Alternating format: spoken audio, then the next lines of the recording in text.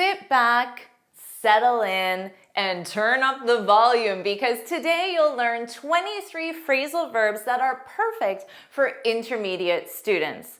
I use these phrasal verbs every day, and you can too. Welcome back to JForrest English. Of course, I'm Jennifer. Now let's get started. Let's review check-in. Remember that one phrasal verb can have different meanings depending on context. This phrasal verb means to confirm your arrival somewhere, especially at a hotel, airport, event, or appointment. For example, we should check in at the hotel before dinner. But that's more of a beginner use of this phrasal verb. Let's review an intermediate use of check in, which means to contact someone briefly to ask for an update or make sure everything is okay. So you're contacting someone for a specific purpose. For example, my manager checked in with me after my first week on the job. So my manager contacted me for a specific purpose. And notice you check in with someone. For example, I'll check in with you tomorrow to see how you're feeling. So if you end a phone call with a friend and they say, I'm really not feeling well, you can say, I'll check in with you tomorrow. This is very commonly done in a business context. Make sure you check in with the team on the status of the proposal. We should check in, make sure everything's okay. Don't worry about taking notes as we review these phrasal verbs. I summarize everything in a free lesson PDF.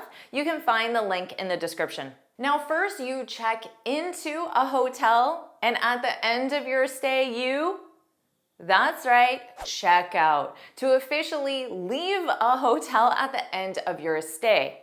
Let's check out right after breakfast. But that's a beginner use of this phrasal verb. Check out also has an intermediate use, and I use this phrasal verb every day. It means to examine something for interest. For example, you should check out that new productivity app. So I want you to examine, simply download the app, use the app. That's how you would examine the app. And for interest, because I think it's interesting, so I want you to use it as well. Or you might say, I checked out the apartment online before scheduling a tour. So again, you examined the apartment because you're interested in it. Which one of you checked out the apartment? This is similar to another intermediate phrasal verb, look into. This means to investigate, research, or examine something more carefully. And that's the distinction, more carefully. For example, we're looking into why the website stopped working. So you'll examine it, but carefully. Or you might ask someone, could you look into other options for health insurance? I think we should start looking into other options. So you can use this in an everyday context, or maybe that is a business example. Or the school is looking into the parents' concerns. The phrasal verb look into sounds quite serious, so it will reassure the parents. So if I send you a message and say, check out this new app, it means have a look at this new app. It sounds casual. But if I say, look into this new app, whoa, that means investigate. So it sounds more serious and thorough. Let's review deal with, another one I use every day. This means to handle a situation, problem, or person. For example, I have to deal with several angry customers. So here, it's people, customers. I can't believe I have to deal with these people. Or you might say, she's calm, even when she's dealing with unexpected problems. So she has an unexpected problem as she's handling it, which means doing the tasks required to solve that problem, she's calm. Or you might say, I don't want to deal with traffic, so I'm leaving early. Deal with would mean be stuck in and have to do what is required to get out of that situation.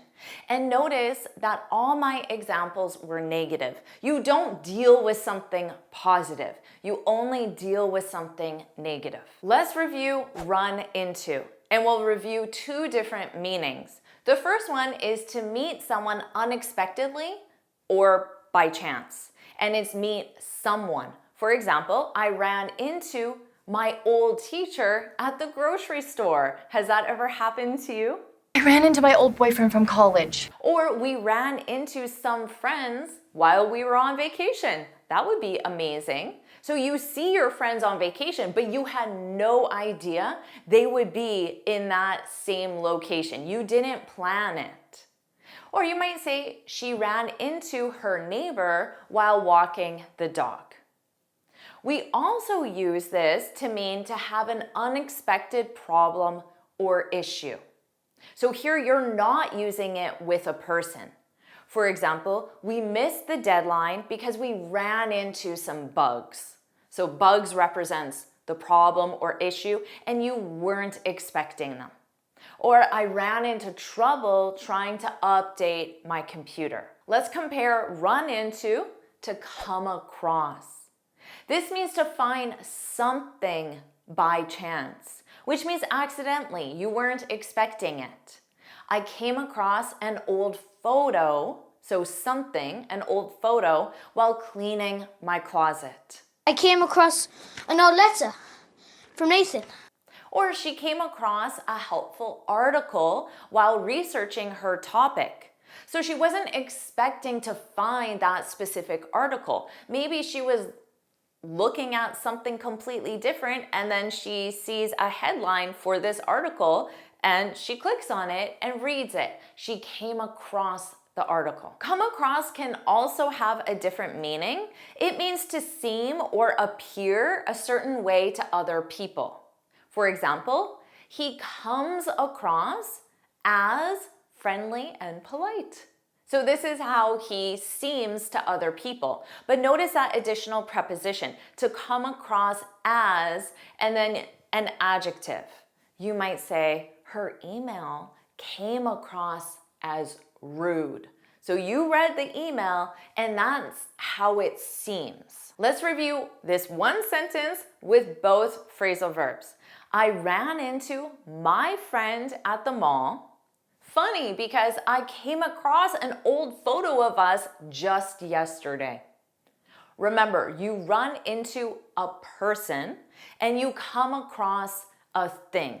And in that context, it means that you see that person or that thing unexpectedly. Let's review run through. I consider this an upper intermediate phrasal verb. This means to review, explain, or practice something quickly, but from beginning to end. For example, let's run through the plan so everyone knows what to do. Now, let's run through the to-do list for the shoot. So we will go through the plan from beginning to end, but we will do that quickly.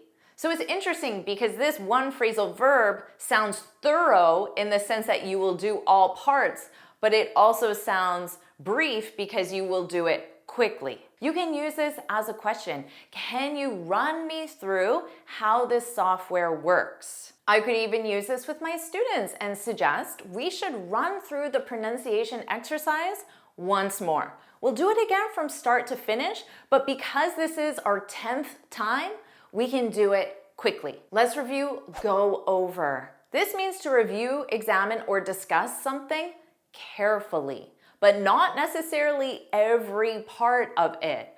For example, let's go over the main points before we make a decision. All right, well, let's go over the list again. So maybe there is a lot of information and you're only going to go over one specific section. And you're going to do that quickly. But you can also go over the item entirely. For example, I need to go over my notes before the interview. So it sounds like every page of your notes.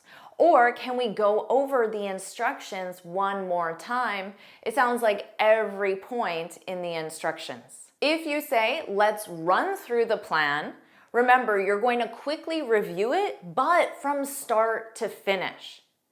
If you say, let's go over the plan, it means you're going to fully examine and discuss it. Let's review point out, a must-know phrasal verb. This means to mention, identify, or draw attention to something. And it can be done by literally pointing. For example, if you're reviewing the free lesson PDF, you might point out an issue by literally pointing at it if we were on a call or together in person. And after, I could say, thanks for pointing that out. Thanks for pointing that, the mistake or the issue, that out. Thanks for pointing that out. Or we often use this before we raise something, raise a point or raise an issue. I just want to point out that parking is free after 6 p.m.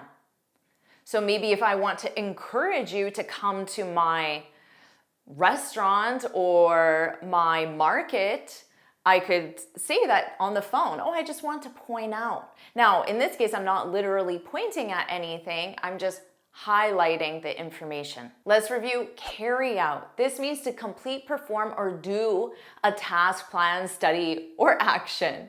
The team has carried out all the customer requests.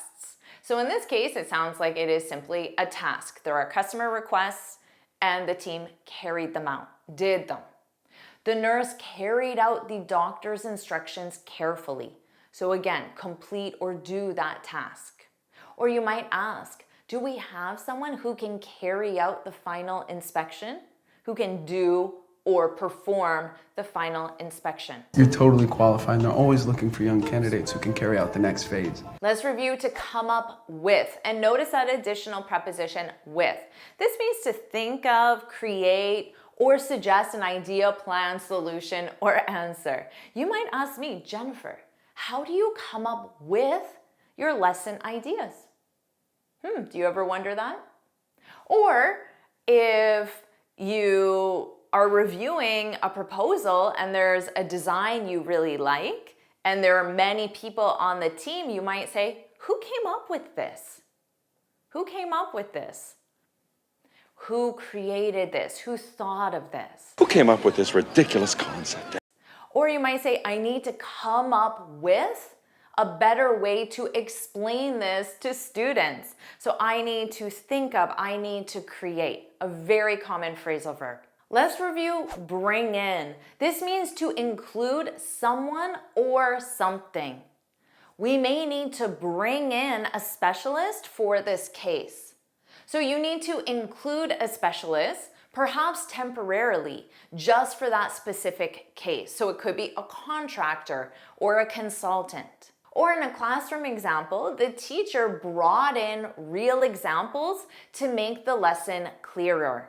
So the teacher included. This kid brought in a box of baby possums. This phrasal verb has another meaning, which is to earn or generate money, results, or business, in the sense of new customers, new clients. For example, the new advertisement, the new ad brought in more signups than expected. So the new ad generated more signups, brought in. Or her side business brings in extra income every month. Do you have a side business? Which natives commonly call a side hustle. Let's review work around. This means to find a way to deal with a problem, limitation, or obstacle without directly removing it.